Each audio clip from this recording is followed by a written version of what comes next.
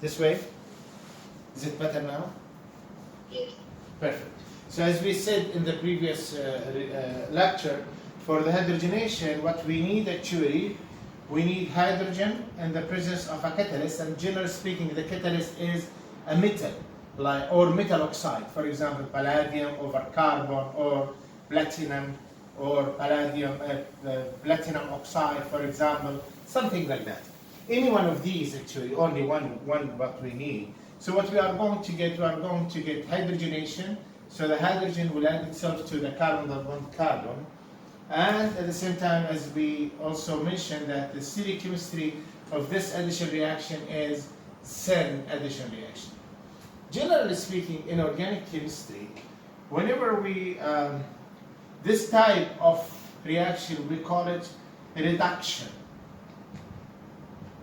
Why we call it reduction? We always refer, for the organic chemistry, for the reduction, we refer to it as increase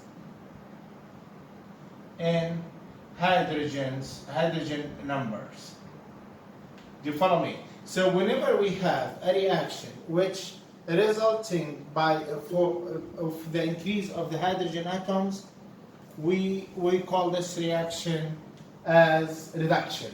Opposite to this, or simply the reduction, again, the reduction is the increase in the hydrogen atom in a compound, or decrease of oxygen atoms. Do you follow me? So it's either increase of the hydrogens or decrease of the oxygen atoms. In the other side, the oxidation in the organic chemistry, we refer to it as opposite to this, which is decrease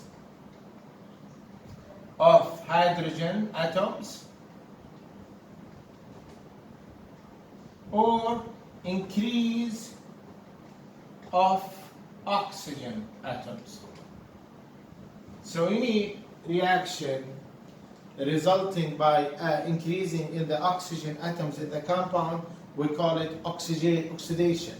Or any reaction resulting in the decrease of the hydrogen atom, we call it, again, oxidation. So the previous reaction, what we have discussed, which is the hydrogenation, it is simply, we can call it, or we may classify it as hydrogenation reaction, because the number of hydrogens has been increased in this reaction. All right? So this is regarding the hydrogenation. We'll just continue. After the hydrogenation, we're going to talk about epoxidation, which is simply the first example of the oxidation reactions. So the first one, which is the epoxidation and hydroxylation. The next reaction for this lecture will be epoxidation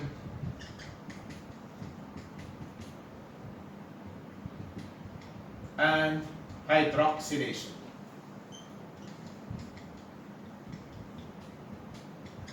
What do we mean by these reactions?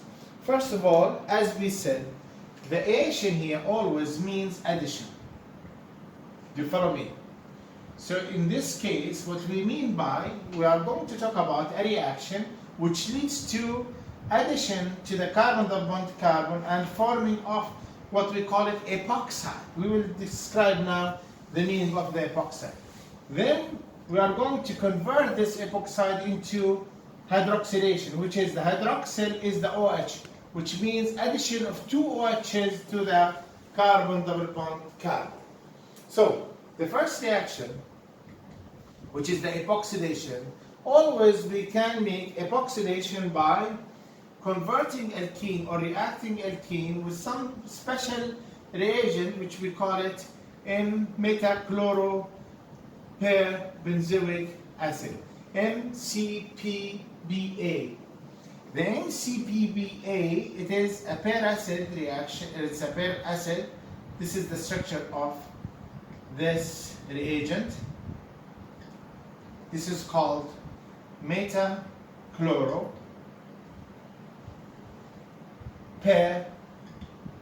benzoic acid. Do you follow me?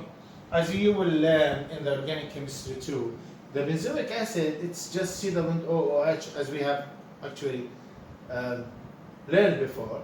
But when we have two oxygens, another oxygen before the OH in here, which is simply dividing the carbonyl from the OH, this here, when we have this extra oxygen, this we call this acid pair acid. So it is pair benzoic acid. So just the normal name in this case. Anyway, this reagent, it's able to introduce an oxygen between the two carbons and removing the carbon double bond carbon. So what we are going to get,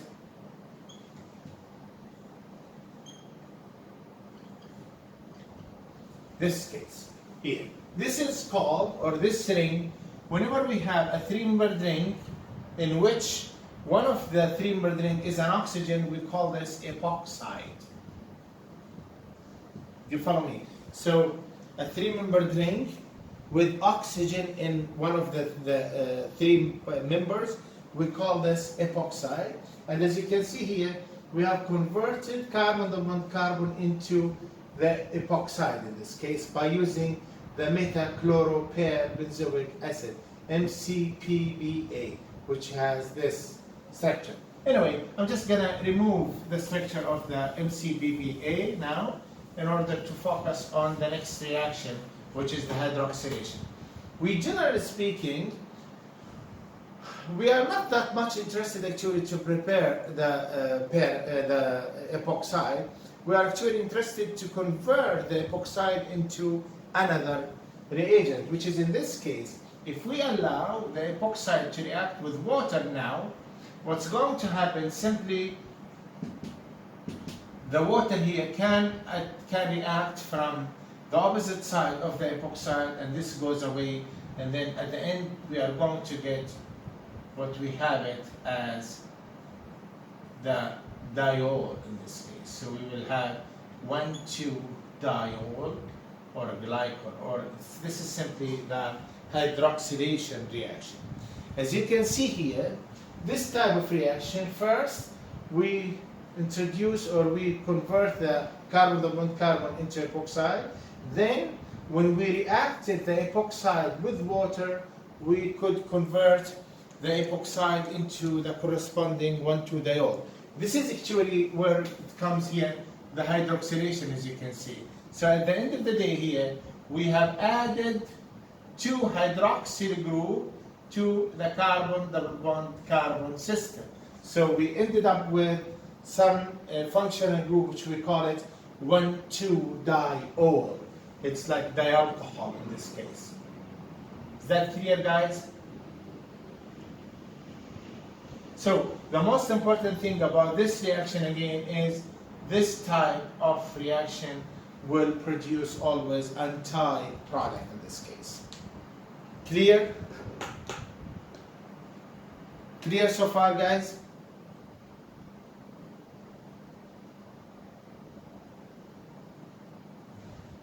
All right. So this is about the epoxidation reaction, and please focus now. What's the outcome of this reaction? This protocol or this procedure produced a diol with anti-fission. Now we are going to discuss another procedure or another reagent which will convert the carbon double bond carbon or add the carbon to the carbon double bond carbon, but will produce the hydroxylation or the 2-diols in syn addition manner. So that's why the next reaction will be, which is the osmium tetroxide reaction with epoxidation and hydroxylation. Okay, so another reagent, if we allow carbon double bond carbon now to react with osmium tetroxide, what we are going to get, a diol, but cis-syn manner. Do you follow me? So this is actually the difference between the previous reaction and this one. Why we are going to get it in the same manner? Because as intermediate procedure, we're going to get first the osmium here, oxygen, oxygen attached to osmium. As you can see here, the, the osmium tetroxide here added itself, again, like the two oxygens of the osmium tetroxide of this reagent, they add themselves from the same phase of the carbon double bond carbon, and then after the reaction, after they break up from the osmium, we are going to get the 1,2-diol. Like, the most important thing here is it's in syn addition manner. So now how we do it? So simply we are always adding this first, second with sodium hydrogen sulfate. Sodium hydrogen sulfide. Is there any question about it so far, guys, about the syn hydroxylation and the anti-hydroxylation of the alkene? Any question about these two reactions so far?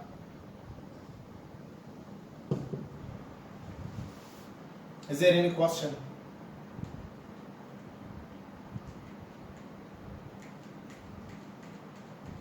All right. So we'll just continue to the next reaction then.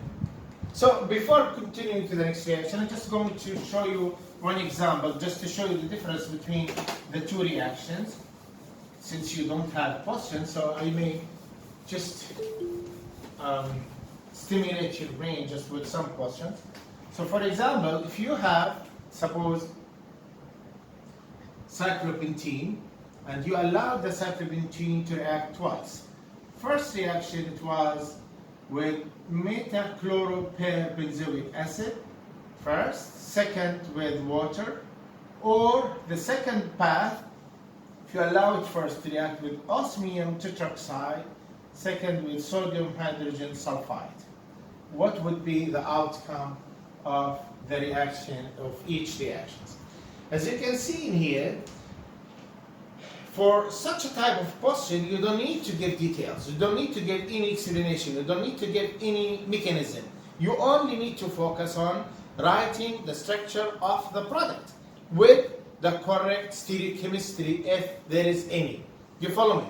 So in this case, for both of these reactions, we'll do hydroxylations, because as we have explained just a few minutes ago, the reaction with metachloropyrbenzoic acid will produce the epoxide ring, while the other one, and then after that, the addition of the water will add from opposite manner, and therefore we are going to get anti-hydroxylation for the first reaction. While the second reagent will lead to the formation of cis hydroxylation. So the two products will be, the first reagent will lead to the formation of these two hydroxyl groups, which means they are trans, while the second will lead to the formation of cis 2 hydroxyl groups, 1,2 hydroxyl groups. Do you follow me?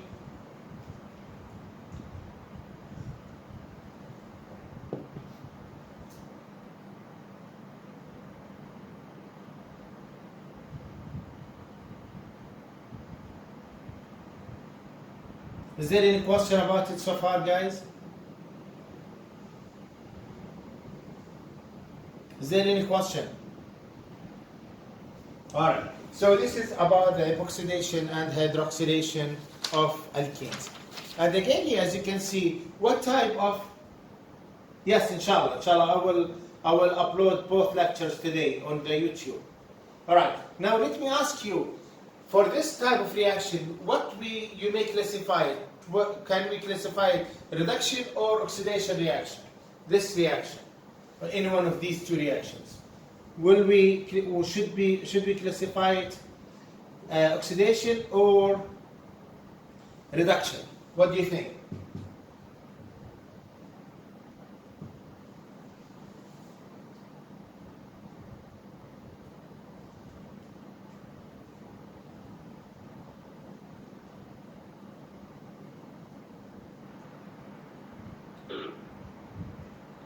Hello, I'm waiting answers, guys. Where are you? Nobody interested to give any answer? It's either oxidation or reduction. What do you think?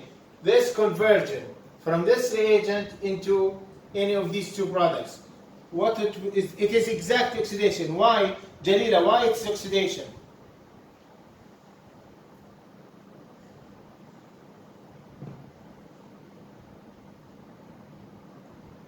Jalila, why it's oxidation, or anyone else?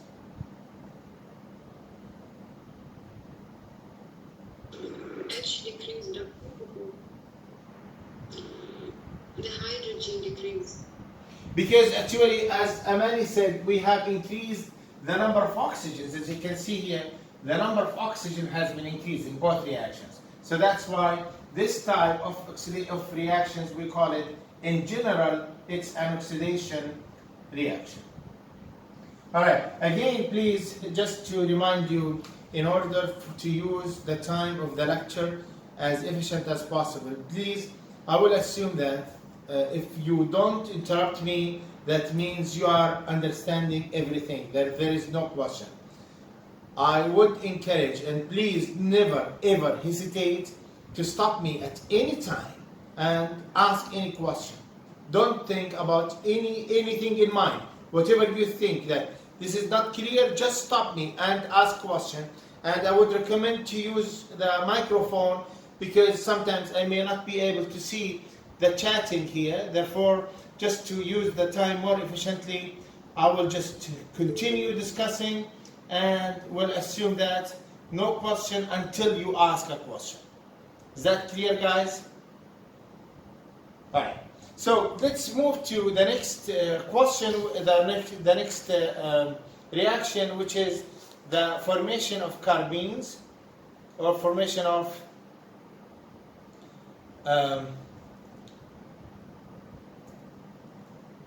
for formation of carbene, there's ozonolysis, right?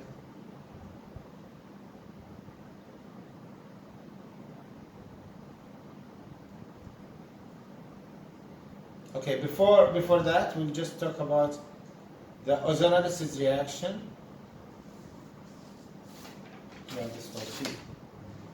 Yeah. All right. So the next question, the next reaction will be ozonolysis, and ozonolysis. In the ozonolysis, it's part of what we call it oxidative cleavage of alkenes. So the next reaction will be ozonolysis.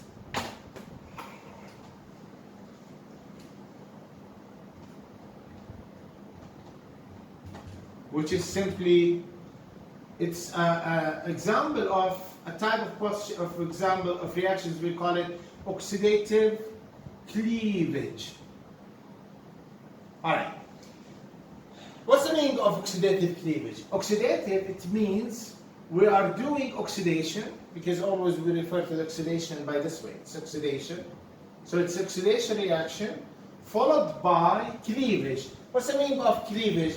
Cleavage means it is simply it is breaking of bonds, breaking of covalent bonds. Anyway, let's take an example and see. For example, when we have alkene, when we allow alkene to react with, first with ozone, which is O3, second with zinc in presence of H+, what we're gonna get, we are going to get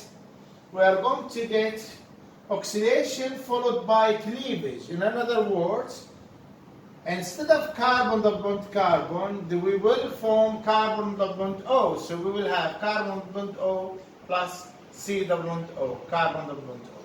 So what's going to happen, this reaction will lead to oxidation, which means addition of oxygens to the molecule, followed by cleavage, followed by breaking of the carbon double bond carbon, which was carbon double bond carbon, to form two carbonyl compounds if the two parts are not connected to each other. You follow me, guys? So, for example, if we have CH3 attached to double bond C, H. When we allow this alkene to react first with ozone, second with zinc and presence of H+, what we are going to get, you have just to imagine it like that. This reaction, I'm just going to use different colors just to show it to you easier. There will be a cleavage of this carbon double bond carbon. Yani, wherever we have carbon double bond carbon, this bond will be broken fully. And instead of this carbon double bond carbon, it will be replaced by carbon double bond O. So we'll have like two parts. We'll have C double bond OH, H, plus CH3, C, CH3, double bond O. So we'll have like two products in this case, or one compound will lead to formation of two products because there was simply cleavage of the bonds. Is that clear, guys?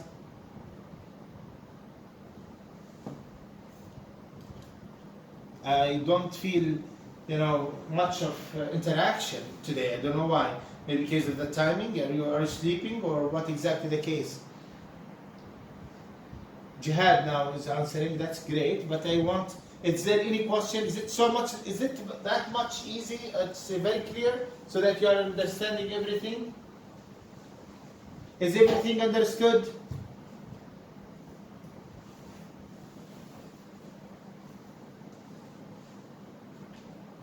All right. So this is what I can do. I just have to encourage you to ask questions, but if you don't have questions, I just have to move on. So this is simply what we call it ozonolysis. I'm just going to give you another example just to, for the sake of just making things more clear. What if we have a cyclic alkene, for example? If we have, for example, CH3 attached to this alkene, 1-methylcyclohexene.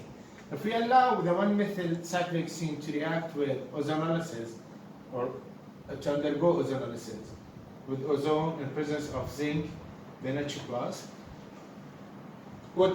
we should expect is simply to have breakage of this bond, and instead of carbon double bond carbon to form carbon double bond O. So we will not get two compounds in this case, we'll get one. But this will be like this, CH3, and then this here will be C double bond OH. As you can see here, we'll have one part of the carbon double bond carbon becoming aldehyde, the other part becoming ketone, as you can see, all in the same example or in the same compound. Do you follow me? This is actually more example or more sophisticated example about the ozonolysis reaction.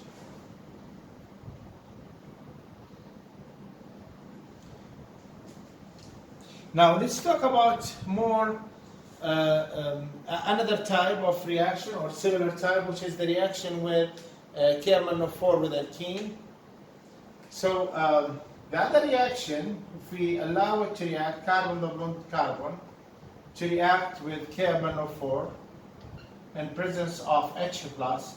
Now the KMnO4 and H+, in the presence of H+, will do the same like ozonolysis, but will also oxidize any carbonyl attached to hydrogens. That's actually very important because we will learn later on, we will classify, we will know that KMnO4, the KMnO4 considered to be very powerful oxidizing agent. So it has the ability to oxidize any carbonyl which contains a hydrogen, as we'll see the meaning of this. So what exactly the case? What's going to happen actually in this case? Let me just make it or clear the board just to make the example more clear and just to see the difference between the ozonolysis and the KMnO4 reaction. Now, for the ozonolysis, let's just again try the ozonolysis. The ozonolysis, regardless of the substituents at the carbon double bond carbon, if we make ozonolysis,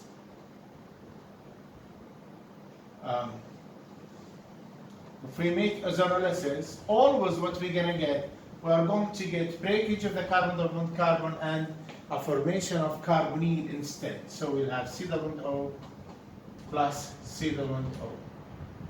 That's it. The ozonolysis is very straightforward. There is nothing to do, nothing more, nothing less. Ozonolysis.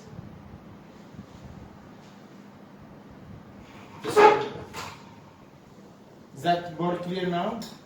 Just check the camera, please. Is that clear now, Amani? All right. Okay. Now, as you can see, ozonolysis is straightforward reaction. It's oxidative cleavage. It's just breaking the carbon double bond carbon, right, and forming carbonyl instead. That's it.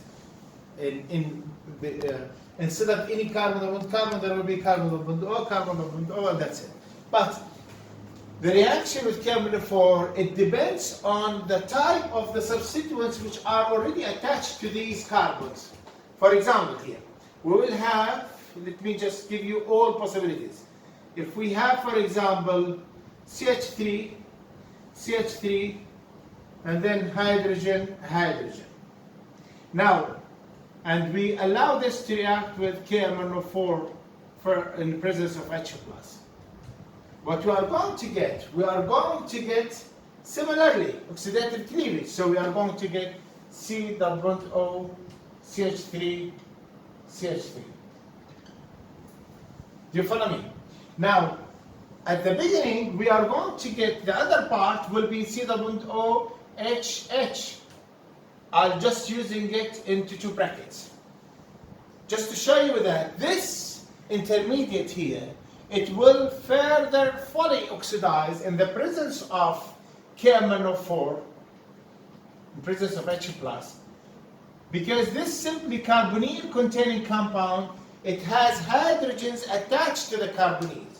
And as I said before in the previous slide or the previous writing, whenever we have a carbonyl attached to a hydrogen, this compound is not stable in the presence of KMnO4. It will further oxidize. So what's going to happen, this will be converted into CO2. Do you follow me? So instead of having this aldehyde, we will not get the aldehyde. We will never ever get aldehyde by any means in the oxidation using KMnO4. All what we can get is two types.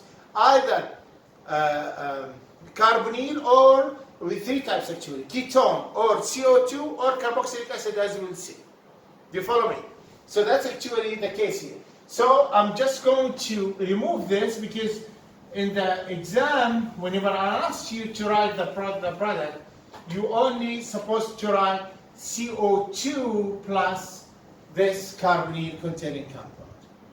So as you can see here, just to mention that, if one part is containing hydrogens, two hydrogens, then the product, this part here, fully will be converted into the CO2. You follow me? While if the carbon here, which is in this case, as you can see it, the carbon here connected to two carbons, regardless of what are they, just two carbons. Do you follow me? In this case, this part here, which connected to the two carbons, nothing can happen except that it will be converted to the carbonyl. It will be converted to ketone. So this is one part of the pathways which oxidation of KMnO4 will form. Do you follow me? Now let's take another example or another part or another path. If we have, for example, the same example here, just write CH3, double bond C, CH3, and then hydrogen. What's going to happen? You see, we know when the carbon attached to the alkene is connected to two carbons, what's going to happen? This part will be converted to ketone. We know when the carbon attached to the alkene connected to two hydrogens will be converted to CO2. So what will be the third possibility here? When the carbon is connected to one hydrogen, what's going to happen? We know for sure what's going to happen for this. This part is converted to what? I want to know your answers, please. This part, it will be converted to what? To what? When we allow it to react with KMnO4. With KMnO4 in presence of H+. This part, the part where you have carbon connected to two carbons, to two alkyl groups. To ketone, perfect. So I just start with the easy way. So it is CH3, CH3, C double bond O. Do you follow me? So this is simply the conversion of this part will be directly converted to ketone. While the other part here, it will be whenever you have one hydrogen will be converted to, again, I'm just going to write the intermediate, then the final product. So first will be converted to, like the ozonolysis, will be converted first to C, C double bond O, CH3 hydrogen first, right? But this is intermediate because still the KMnO4 is very oxidizing agent. It's very strong, powerful oxidizing agent. So what's gonna happen? It's simply this will be oxidized further to the corresponding carboxylic acid. Do you follow me? That's actually the difference between reaction of ozonolysis with reaction with ozonolysis with reaction with the KMnO4, potassium permanganate. Do you follow me? So as you can see here, just to make the story short, we just remove this intermediate. We just write it as a whole as what's the final product because that's our interest in this case. So as you can see, it will be C, C double bond O, OH, and CH3. So as you can see, for the products of the oxidation of any alkene using KMnO4, you have only three possibilities. Either you may have CO2 if you have part of it attached to two hydrogens, or you have a carboxylic acid if you have part of the carbons attached to hydrogen, or you have ketone if the carbon is connected to two atoms, to two carbon atoms. Clear?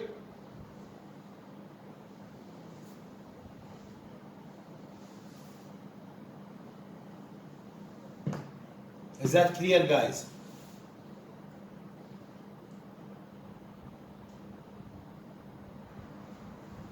Perfect. Wonderful. So we'll just move on to another example. Let me just as a practice, do it at home, please.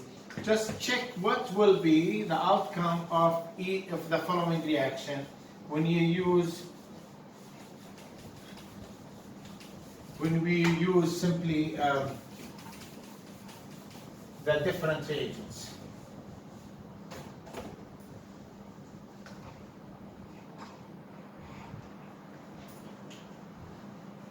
So for example, what will be, or give the major product of the following reaction. For example here, CH3. When you reacted with ozone, first, second with zinc, presence of H+, or when you reacted with KMnO4 and presence of H+. So what should be? The difference in there, as we said, for the ozone, it's piece of cake, just breaking up the carbon double bond carbon, and instead of each carbon double bond carbon, we will have carbon double bond O as such. So we'll have, just going to draw it, similar pattern. Oops.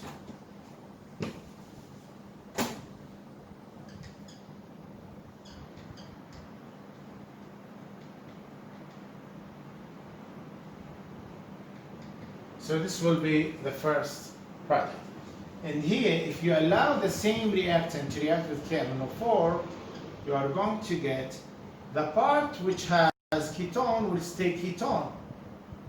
But the part which was aldehyde will be converted into carboxylic acid. That's the difference between simply the reaction with ozone and the reaction with KMnO4. Both are oxidative cleavage, but the difference is that the KMnO4 is much stronger oxidizing agents compared to the ozone, and therefore we should expect to have further oxidation of the product whenever there is a hydrogen attached to the carbonyl, which we call it alpha hydrogen actually in this case. All right?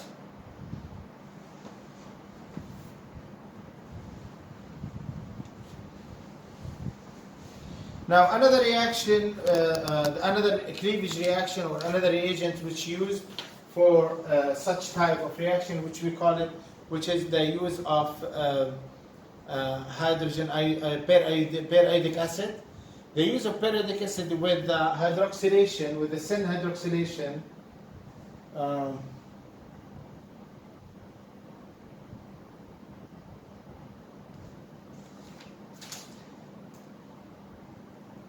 now whenever we have, for example, if we have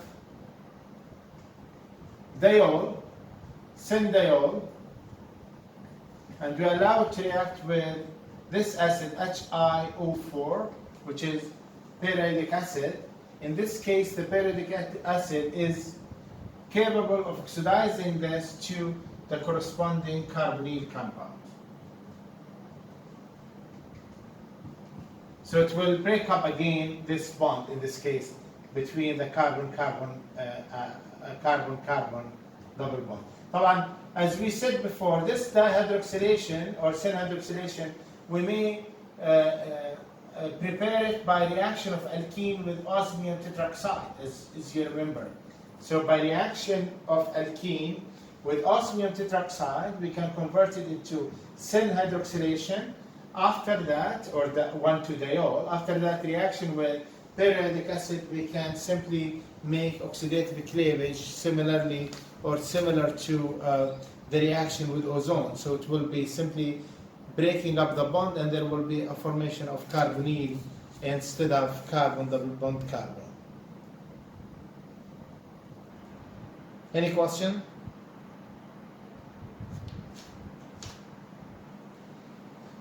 Is there any questions so far, guys?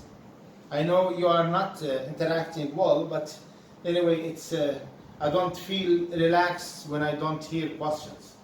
So at least for compliments, just for compliment basis, just ask any question if you have, or just to know that you are alive there. You are just watching me. You are not just logging in and then you going away. Just to know that you are following me. Is there any question? Thank you, Maria. Thank you. I know you are following me then. Okay. So let's talk about the last reaction to the alkene, which is simply the addition of carbenes, or reaction of alkenes with carbenes.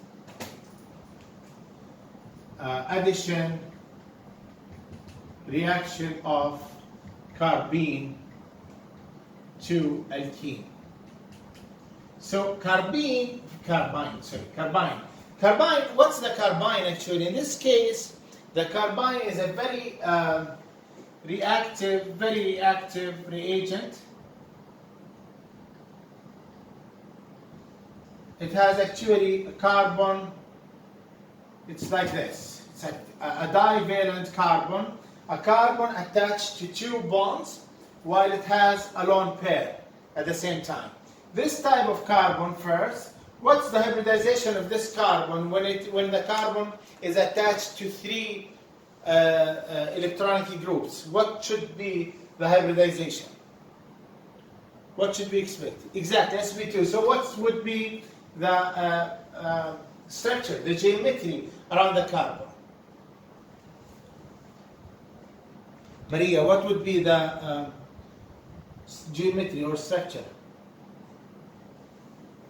Triangular planar, exactly. So the carbon here will be like a planar here, R, and then the lone pair will simply take part of the triangular planar. Actually, the structure will be pent because this, as we know, any lone pair the lone pairs actually does not show in the structure. So it's actually the general structure is pent, but or what we call it, the structure is pent, but the orbital structure is what we call a triangular planar. Now, this is sp2. Each one is sp2. So this is sp2. This is sp2. Each one of sp2. Now we do have then perpendicular to the carbon, we do have a vacant p orbital. So vacant p orbital, which can simply absorb electrons in this case. Do you follow me? So that's actually the carbine, and the carbine, generally speaking, as we said, it's a very reactive reagent. Generally speaking, we may form a reaction of chloroform CH3Cl, CCl3, reaction of CHCl3 with sodium hydroxide will form dichlorocarbene. Do you follow me? So if we allow any alkene to react with chloroform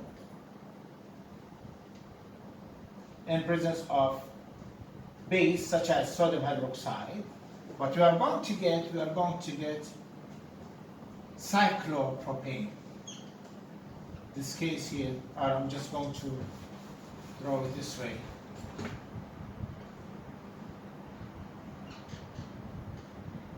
Cl.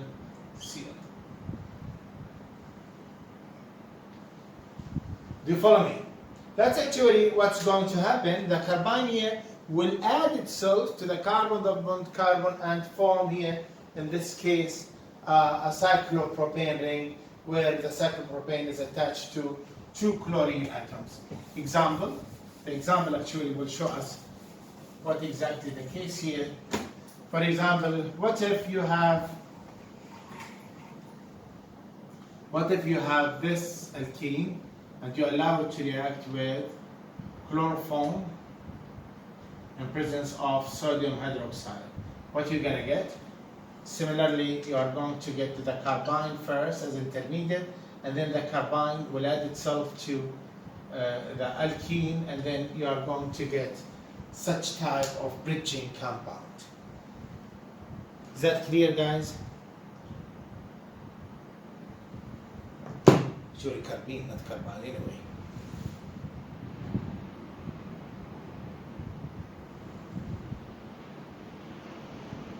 Sure. More example. Okay. Just doesn't matter what the starting material actually will be, but anyway, it's actually carbene. I'm sorry, it's not carbine. Carbene. Now, for example, CH2 double bond CH3, and then we allow this to react with CHCl3 chloroform in presence of sodium hydroxide. What we're going to get? Simply what we should expect, that CHCl2, so we will get this CH3, and then we're going to get Cl. So as you can see here, these two carbons will be bonded to the CCl2, which is the carbene.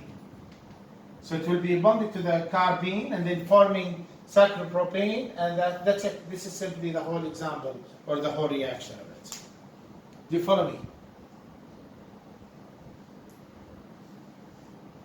Maria, is that clear? Yes, please, go ahead. Clear? Is there any other question? Regarding the mechanism, how the carbene formed, based on the slide what you have in there, so for the mechanism of the reaction, so if you have C, Cl, and then Cl, and then H, in the presence of sodium hydroxide is a strong base, so the OH minus will simply abstract the hydrogen, and the bonding pairs here will be given to the carbon. So we'll have like intermediate a carbanion first, and then pair of electrons here will be removed to the chlorine, and then we are going to get the carbene here, Cl, and then 2 electrons in there. And then the carbene will add itself from the 2 parts. It's like actually how you think of it. It is, if you have the carbene here, for example, Cl, and then lone pair, as if you may think of it like that. this can be given to this carbon, and this bonding be made, or the pi bonding here will be used to make the other bond between the other carbon and the chlorine. So that's how it will form then the cyclopropane ring in this case. Clear, guys?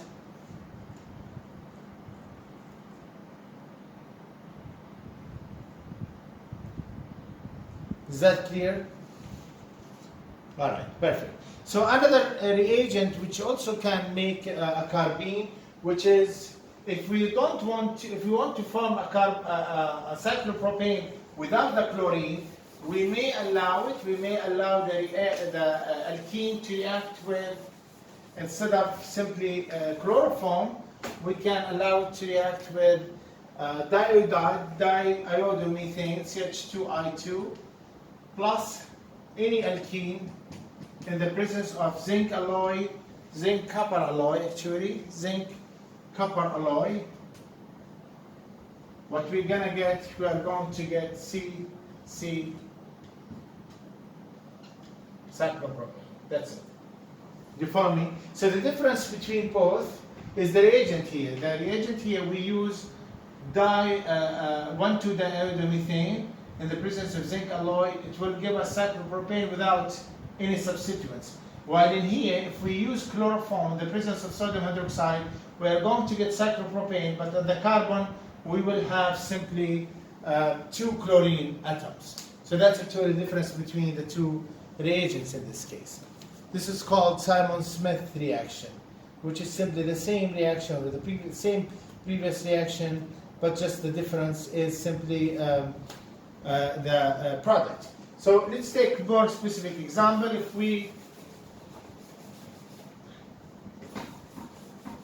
we want, for example, to convert, if you have like CH3, CH double bond, CH, then CH2, CH3, and you allow this to react with diiodomethane in the presence of zinc copper alloy, what you're going to get simply, that's actually this reagent or these two reagents will lead to the formation of the carbene, but without simply the dichloro substituents, and therefore the carbene will connect with these two carbons, and then simply the pi bond will be removed, and then what we are going to get CH3 as such.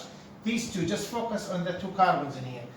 Just focus on what's going to happen for these two carbons. I'm just going to use just different colors in here. So we have CH.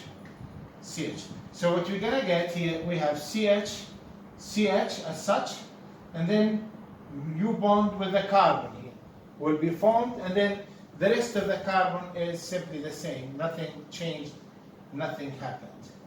Do you follow me? That's exactly what we are going to get. So you can simply, if you are using this type of structural formula, you may simply write here CH2, then attach to this, or you may draw it this way as we have seen in the bond line formula. We will have it this way or this way, without showing simply. Now what will happen here simply, what will be,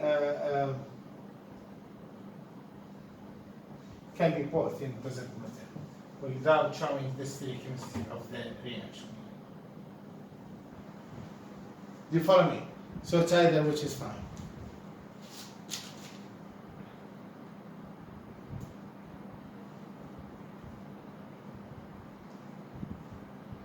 Is that clear, guys? Is there any question?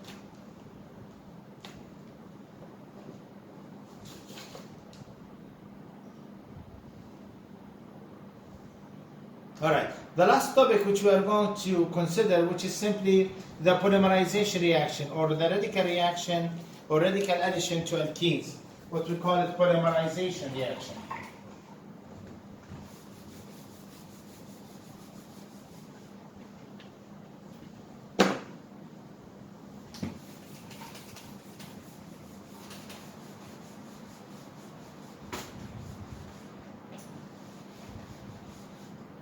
Now, of course, you know, I'm pretty sure you all heard about polymerization and polymers in our life.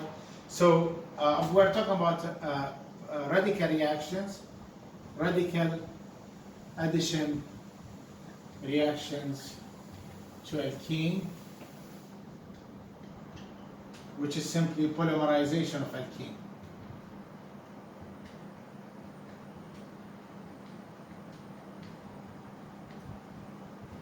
Now, as you know, our life is simply composed of polymers. Actually, most of our products which we use daily basis are polymers, and one of it is like the plastic what we are using in our daily life. Now, how we form it? Generally speaking, we have monomer.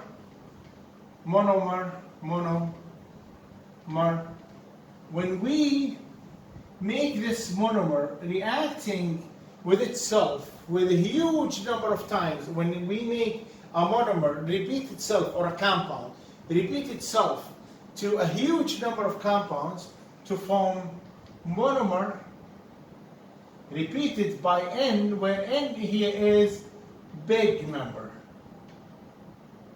like for example hundreds and more, maybe more than hundreds. Do you follow me? Higher than 100, like 1,000, 10,000, 20,000, sometimes depends on the polymer. Then we call this polymer, and that's monomer. For example, if you take the ethene and you allow the ethene to react by any ways, and we will form CH,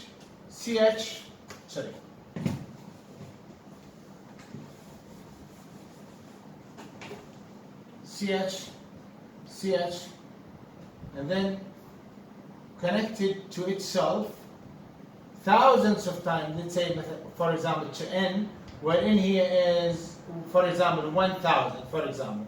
This is called polyethylene, and that's, we call it, actually we may call it ethene, but we, generally speaking, we use the common name of it in the industry, which we call ethylene. So this is the monomer, which is the ethylene. When we reacted when we repeated a huge number of times to each other, then it will form what we call it the polymer. In this case, the polymer name will be the poly of the monomer. So whatever you started up with, for example, you started up with ethylene, then it will be polyethylene. You started up with styrene, it will be polystyrene. You started up with propylene, then it will be polypropylene, whatever it is. Do you follow me? That's actually just introduction about the polymerization and the radical polymerization. Now, how we form the polyethylene? It's actually the polyethylene. It's some sort of chain reactions which we have studied in the Alkene chapter. The mechanism of the reaction, or before the mechanism, we just write it down, the reaction first. I'm just going to discuss the polyethylene formation.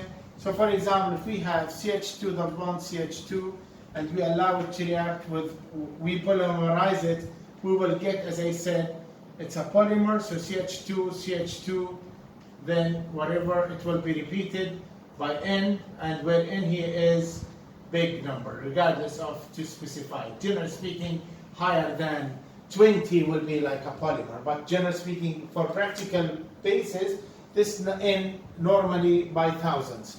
Anyway, generally, in order to make a polymerization, what we need actually, we need like, what we call it in this case, a radical formation, or a radical, in this case, just drawing exactly the same here. What we need here, the benzoyl peroxide. We need benzoyl peroxide as a catalyst.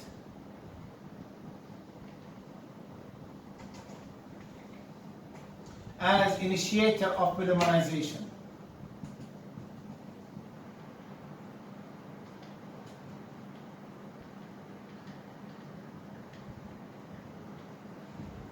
So, for example here, how it works actually, and what's the benzoyl peroxide? The benzoyl peroxide, it is simply, that's the benzoyl peroxide.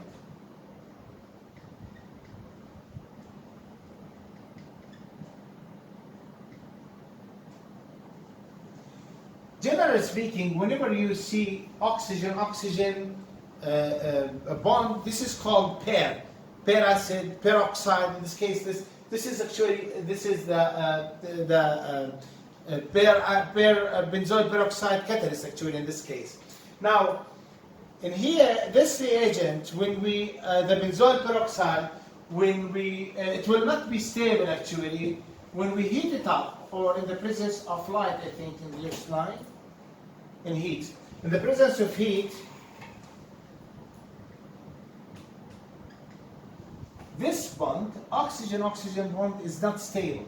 It will always, or it can be always, break up homolytically in the presence of some influence, such as the heat, for example, sometimes the light. Anyway, what we're gonna get, it will be broken up homolytically. So one electron will go to the oxygen and the other electron will go to the other oxygen. So we are going to get this radical. Now this radical, it will be like the initiator for the reaction. Please go back to the mechanism of alkylation of alkane, halogenation of alkane, halogenation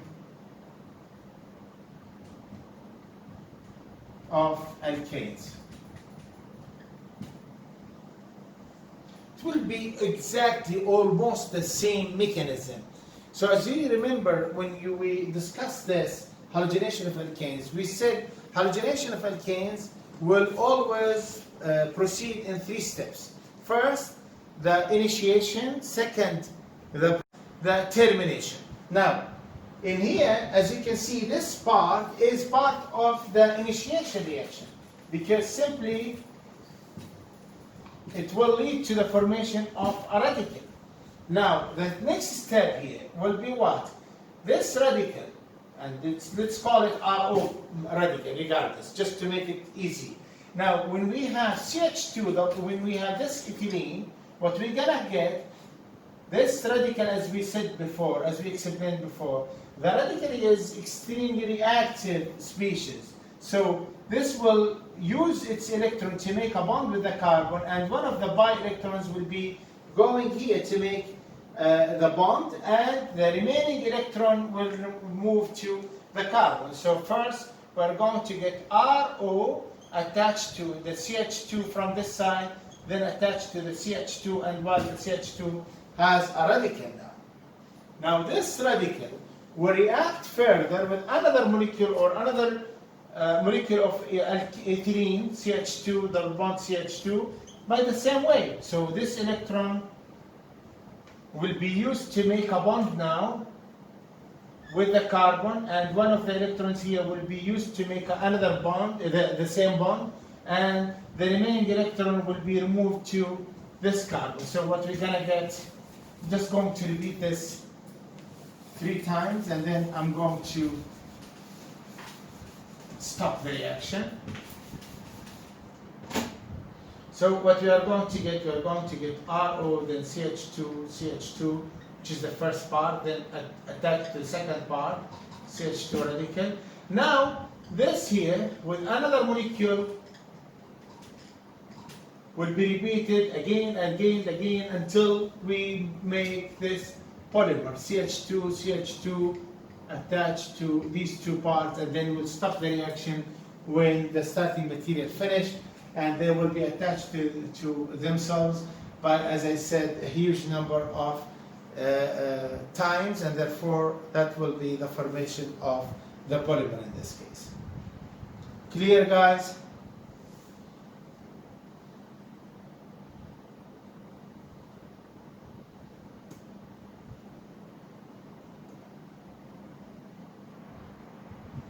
Is there any question?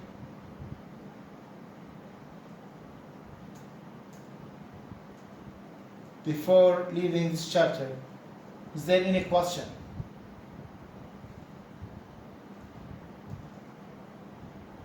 Alright, so then thank you very much for your attendance and for your patience, and inshallah we will meet again on next Wednesday, inshallah. See you. Salam.